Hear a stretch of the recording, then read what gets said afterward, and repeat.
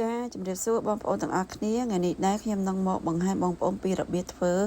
កកូរសាច់កង្កែបណាបងប្អូនចាហើយសម្រាប់កកូរនេះដែរគឺមានរសជាតិឈ្ងុយឆ្ងាញ់ណាបងប្អូនហើយក៏មានបន្លែគ្រប់មុខដែរហ្នឹងចាហើយសម្រាប់កកូរនេះដែរបងប្អូនអាចធ្វើជាមួយសាច់កង្កែបក៏បានសាច់មាន់ក៏បានឆ្អឹងជំនីក៏បានសាច់ត្រីក៏បានដែរបងប្អូនចាតែចំពោះខ្ញុំថ្ងៃនេះគឺខ្ញុំធ្វើជាមួយនឹងសាច់កង្កែបណាបងប្អូនចាហើយគ្រឿងផ្សំរបស់កកូរនេះដែរគឺមានដូចជាប្រហុកគ្រឿងបុកអង្ករលីងបន្លែគ្រប់មុខហើយនឹងស្លឹកបាសចាហើយសាច់មានដូចជាស្បែកជ្រូកហើយនឹងកង្កែបចាហើយសម្រាប់កង្កែបនេះដែរគឺខ្ញុំប្រើចំនួន2គីឡូណាបងប្អូនសម្រាប់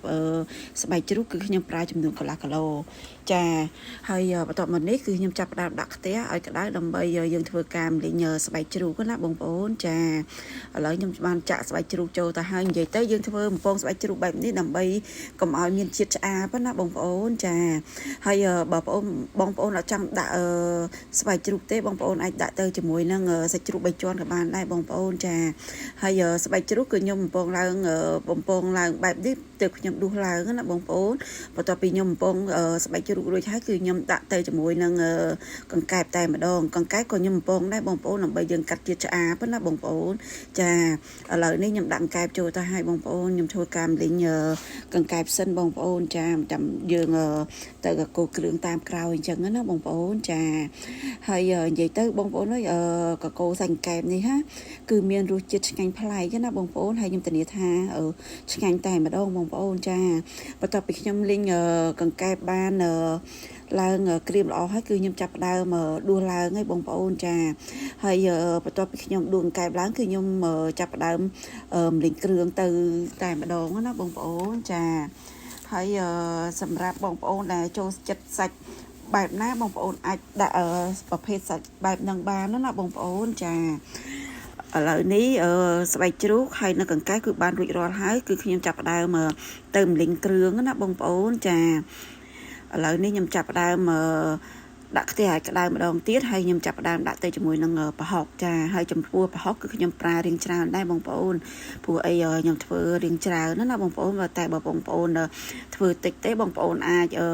ថយទៅតាមនឹងបានណាបងប្អូនចាឥឡូវបន្ទាប់ពីខ្ញុំបានម្លិញប្រហុកហើយគឺខ្ញុំចាប់ផ្ដើមដាក់ទៅជាមួយគ្រឿងតែម្ដងនិយាយទៅយើងកូរគ្រឿងជាមួយនឹងប្រហុកនេះឲ្យចូលគ្នាបានល្អហើយឡើងក្លិនឈ្ងុយហើយចាំយើងដាក់ទៅជាមួយនឹងស្បែកជ្រូកណាបងប្អូនចាឥឡូវខ្ញុំចាប់ផ្ដើមកូរគ្រឿងជាមួយស្បែកជ្រូកឲ្យចូលគ្នាហើយទៅខ្ញុំដាក់ទៅជាមួយនឹងកង្កែបណាបងប្អូនចានៅពេលដែលយើងដាក់កង្កែបចូលទៅហើយគឺយើងចាប់ផ្ដើមកូរគ្រឿងកូរប្រហុកហើយនឹងស្បែកជ្រូកហ្នឹងឲ្យចូលគ្នាបានល្អហើយចាំយើងបន្ថែមទៅជាមួយនឹងគ្រឿងក្រៅយើងផ្សេងទៀតណាបងប្អូនចាហើយឥឡូវនេះខ្ញុំកូរគ្រឿងបានប៉ុណ្ណឹងហើយគឺខ្ញុំចាប់ផ្ដើមដាក់ទៅជាមួយនឹងគ្រឿងតែម្ដងបងប្អូនហើយគ្រឿងរបស់យើងនេះគឺ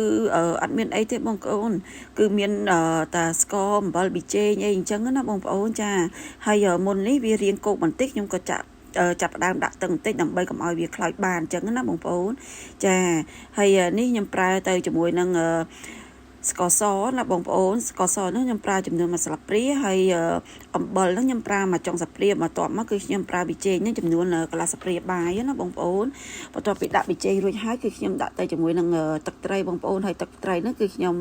ប្រើចំនួនប្រហែលជា4ស្លាបព្រាណាបងប្អូនចាបន្ទាប់ពីខ្ញុំបានដាក់